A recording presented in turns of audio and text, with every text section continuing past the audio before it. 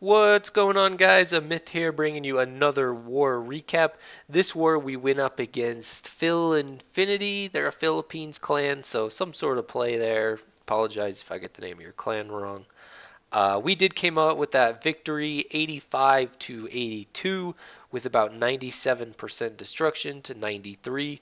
So it was really close and we only really clinched it right at the end. So props to them. Really good war.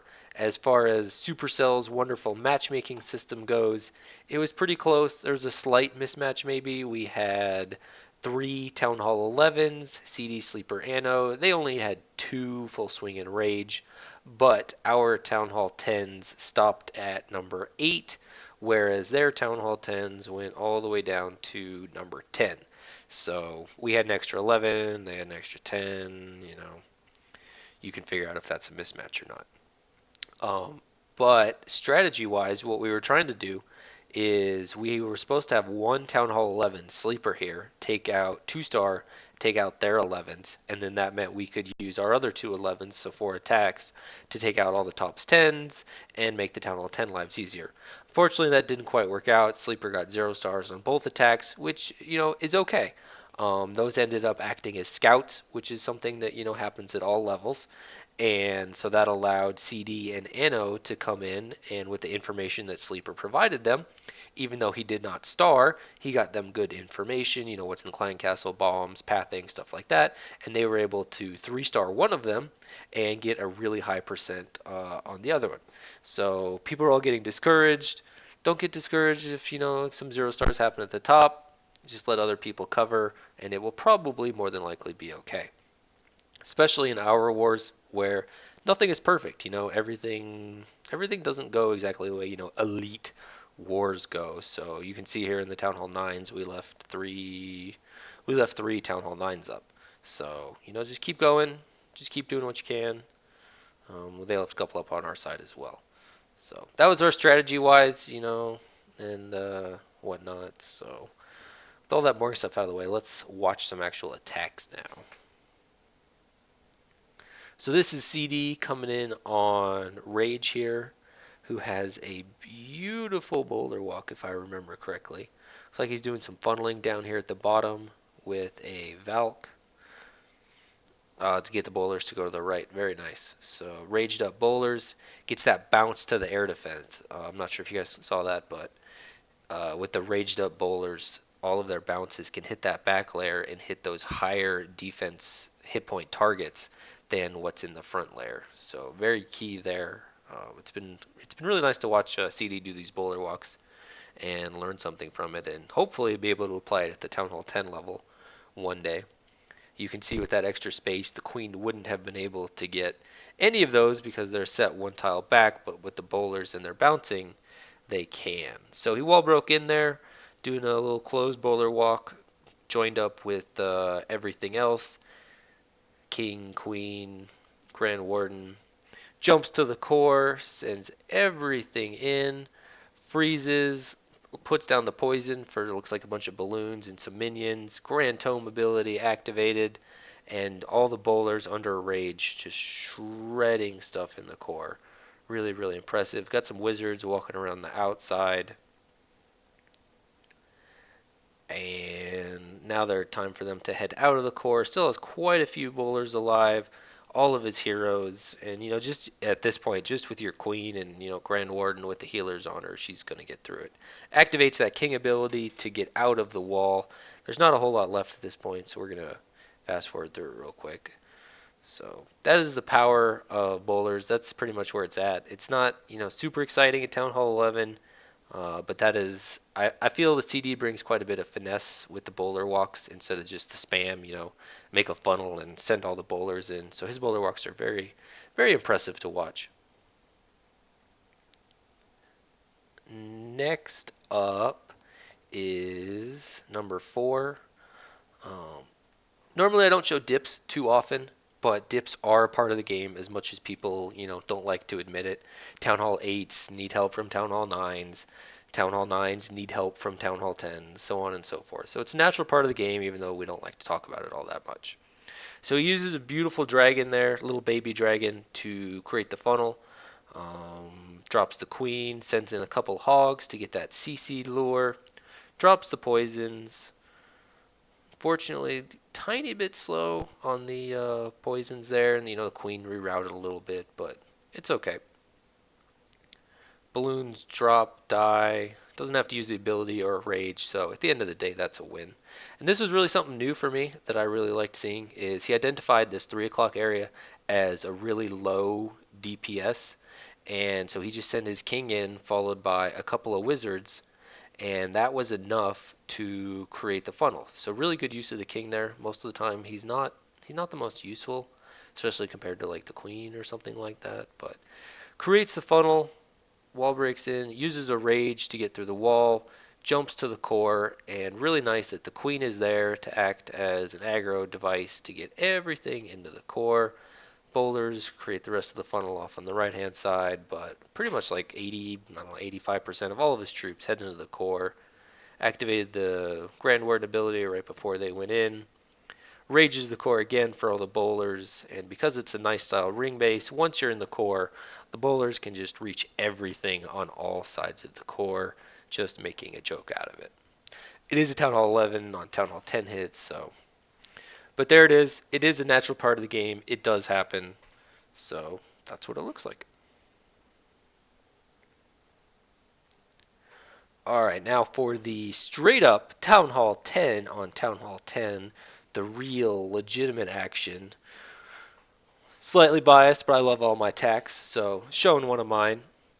Coming in with a really, really simple queen walk here.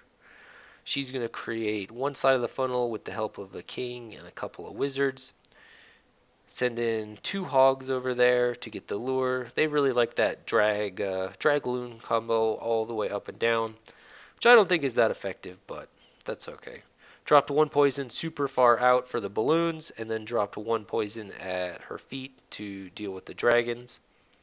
The single dragon, and the balloons die out before the queen even gets to kill them, thanks to the poisons.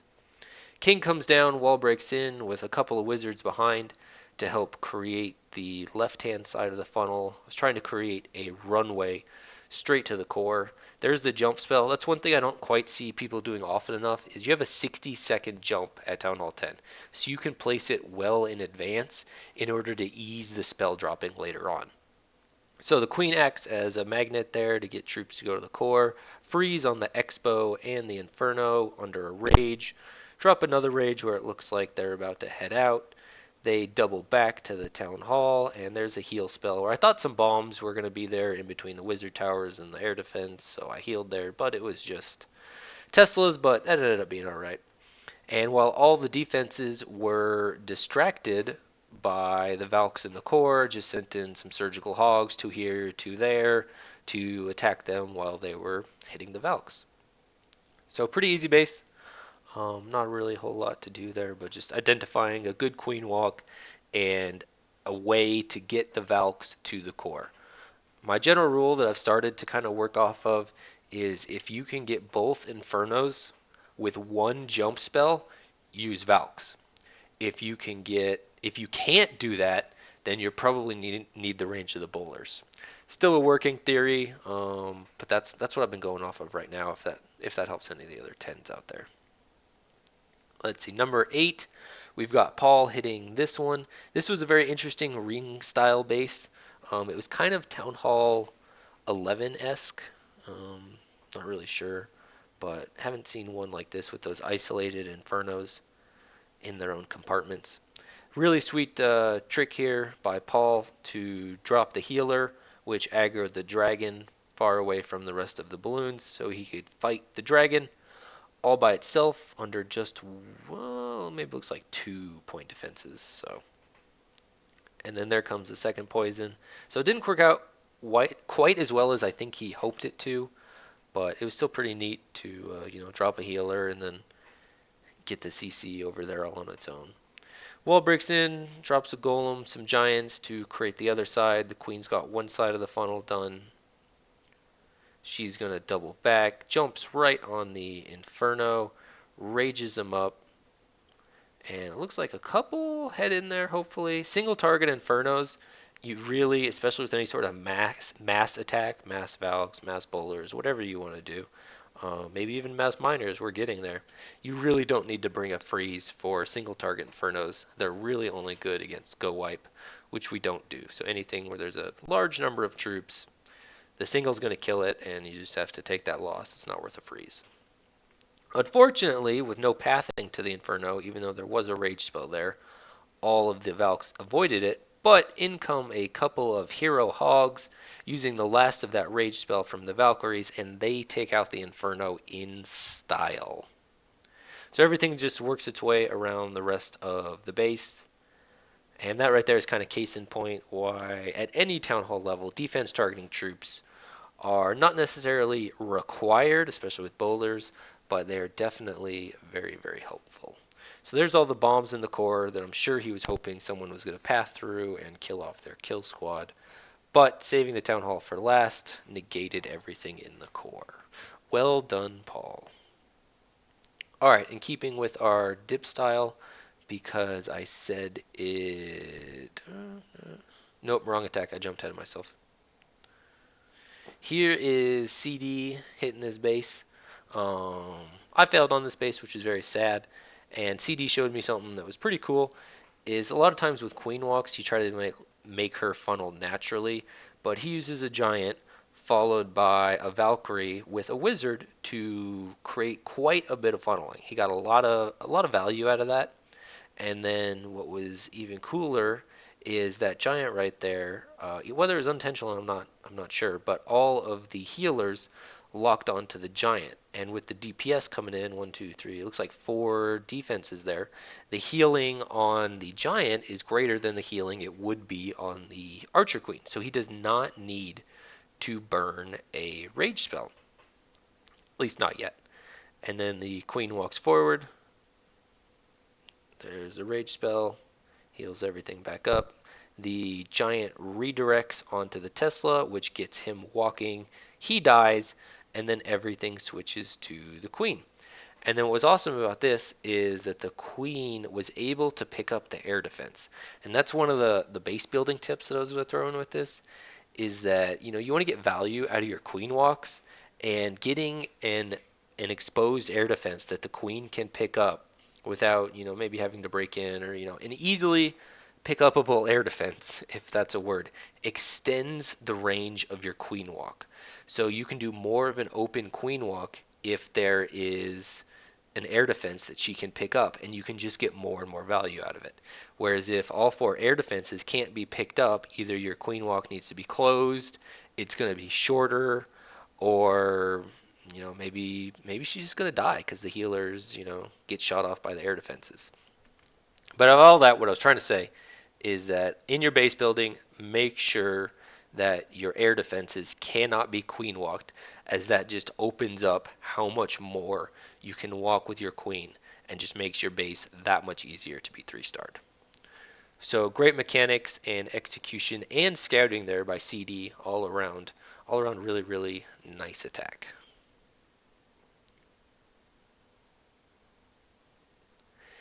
Next up, we have the dips that I was talking about that I got a little bit excited about.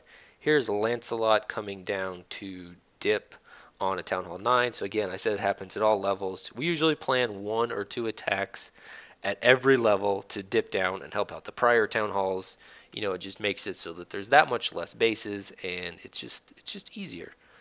So he dropped in his king there. Golem killed the CC. This is the mass miner attack that's pretty much really, really go to easy 3-star at Town Hall 10, hitting Town Hall 9. Drops a couple of rages there to burn through high hit point buildings. Then drops a couple heal spells where possible bombs might be, but it looks like he didn't trigger any. Not that I saw. So just a mass miner attack, nothing special. I got a YouTube video on it if you want to check it out. Loses a little bit of steam here at the end, but he does only have level 1 miners, so slightly expected. But there you go. Dips at all levels. They do happen. We plan for it. Let's see, we got that one done. Now number 13. Jim hitting this base. We're actually going to see two exact versions of the same base, which, as I've said before, don't use the same bases in war. It makes it really easy. So we're going to see the same base hit two different ways, and you can kind of compare and contrast the differences. So he brings a quad quake there on the town hall and opens up both compartments where the double giant bombs are, between the Expo, the air defense, and the Expo cannon. So then, because of that, he just enters his kill squad into there, triggers all of the bombs, and then he can hog the bottom part. So kill squad goes in, queen follows, three golems, which was pretty awesome. We don't see a whole lot of that. What is that? Stone Goho, I think. A lot of wizards to deal with the clan castle because he used the quakes and was not able to bring poison spells. You bring quite a bit of wizards instead of Valks, which can do some good DPS, and then they can target air troops like dragons and loons in case that's what's in the clan castle. So you're not solely reliant on the queen to take out the clan castle. Gets both double giant bombs triggered there by the kill squad, sends in some hogs to pick off those flanking compartments, and then sends the bulk of them in while the defenses are shooting the hogs in the heal spell. He sends in other hogs in other areas while they're distracted. Final heal spell, and now it's just all cleanup. So guys, if both of your double giant bombs can be accessed by either a single jump or four quakes, then that's a bad base. Either change your base, or if that's what the enemy base is, then do this. So we're going to skip down a little bit and show the other base that is exactly the same here, getting hit by TB. And you can see TB just does this one slightly differently, but pretty much the same. One golem comes down with some wizards for some funneling. Another golem comes down with some wizards for some funneling. Wall breakers come in straight in the middle, in between those two golems there. Test wall breaker, which I always encourage people to do, because if you wall breaker fail, chances of your attack succeeding diminish greatly. Don't try to skimp onto camp space. Bring an extra wall breaker. Here comes the CC, and he's got poisons for it, plus queen entered in, and he uses a jump spell on the town hall in order to access all of the double giant bomb compartments instead of the quake.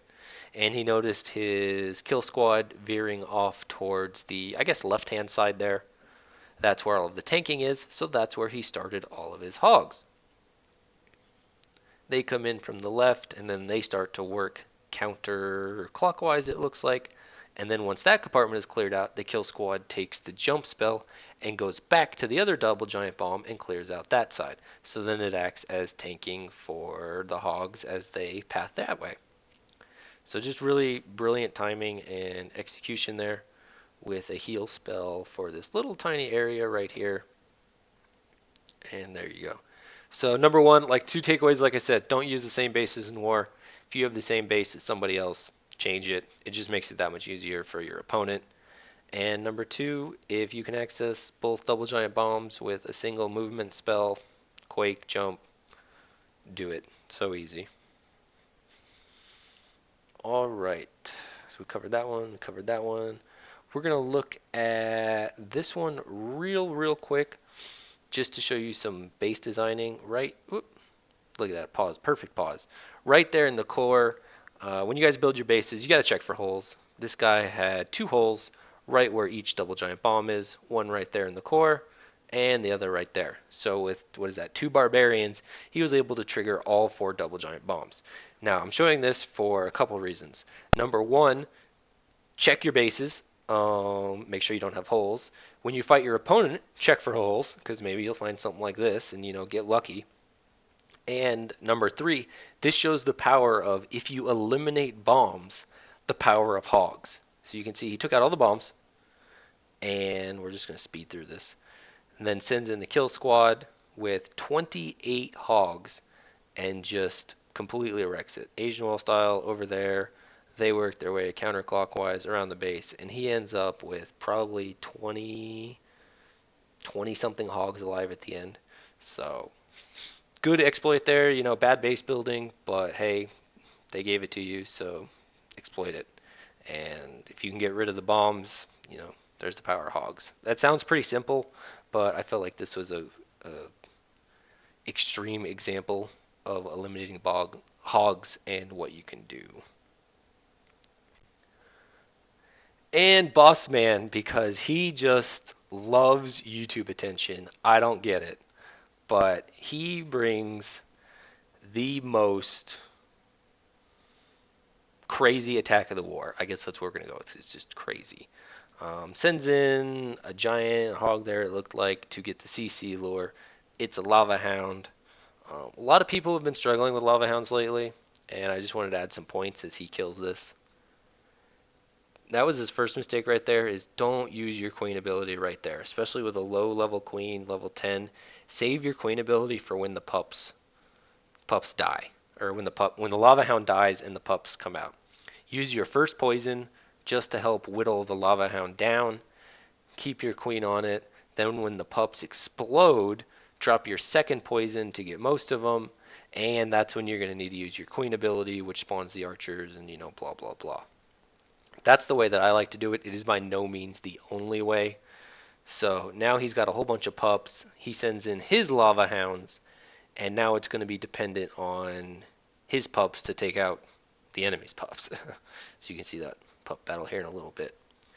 Tries to do a little bit kind of rotational, but his timing was a little bit off on it, so it was kind of interesting to watch. You want the old lava hounds to get there first and then absorb the seeking air mine, which takes out quite a bit of their health. It explodes, and then the fresh one is right behind it. So the seeking air mine goes on the old lava hound and instead of the new one. So if it only has 700 hit points, and the seeking air mine hits it, instead of getting full damage, only part of the seeking air mine was actually useful. So there's that logic. And then lava hounds exploding left and right. And he's just trying to do a rotational around the base. So it was pretty cool to watch. Execution definitely needs some work for sure, but it was nice to watch. Low level Town Hall 9, 10-10 heroes, stuff like that, to do a lot of loons. So that was really cool. Uses his final haste spell there. Could have placed it a little bit better to get more use out of it. It only got a couple of loons there, but it's okay. There's only two defenses left. One of them is an archer tower, one is a mortar. The mortar goes down, and all the balloons converge on the final archer tower, and it goes down. And because he had so many lava hounds, pups everywhere cleaning stuff up, it was extremely close on time, but he got it. So props to Boss. Definitely the most interesting and unique attack of the war. I definitely encourage being bad at Laloon myself, but recognizing its strengths. If you see a Town Hall 9 base with expos on ground, I encourage you to at least consider some sort of air attack. Alright, with all of the fancy 3-star action out of the way, we're going to get into the most heroic defense, which this week goes to a Town Hall 10 against Paul the Great. And I picked this for a couple of reasons. It was a good scout, but a failure to deal with the clan castle is what doomed it. So a lot of people, tell me, hey, as you go higher up in town hall levels, the clan castle becomes less relevant. And that's definitely not true. The clan castle is relevant at all levels. There's a golem in it, and you will see what happens when a bunch of Valks meet a golem. They explode and die. But his first real mistake here was fighting the multi-inferno and sending in only one golem. So one beam goes onto the golem, and the rest of the beams target all of the wizards. So bye-bye, that was at least probably 30 space worth of troops. Here comes the golem. He poisons it, which doesn't help against the damage, and the golem explodes quicker than he could get the heal spell down, and all of his Valks just got evaporated. So if you're doing a queen walk, definitely recommend you need to get the clan castle. That is the main purpose of a queen walk, in my opinion. And a golem there, still relevant, still works. Baby dragons are all the rage right now in clan castles. But a golem against massive Valks definitely still works, and I hope you guys could see that from this replay. Thank you all for watching. I apologize if it was a little bit on the longer side, but there was a lot to cover. As always, please leave a like and subscribe. Thank you very much.